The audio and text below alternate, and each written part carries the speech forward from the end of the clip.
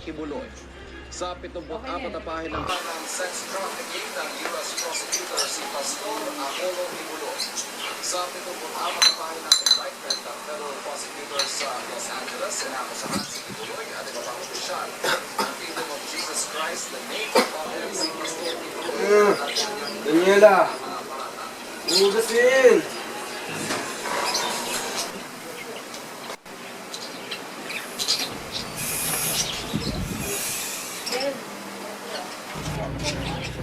Uy, Dian. Uy.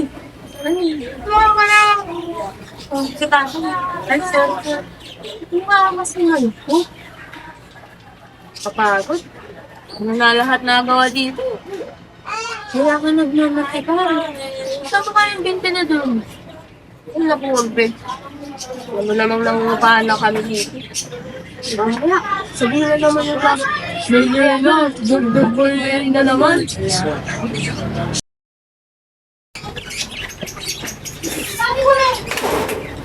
Gabing-gabi, nag-iingay ka na naman, Yela.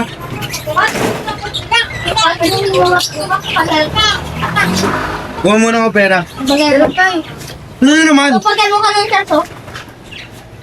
Ang babaeng to. Kagaya ka nun ng nanay mo.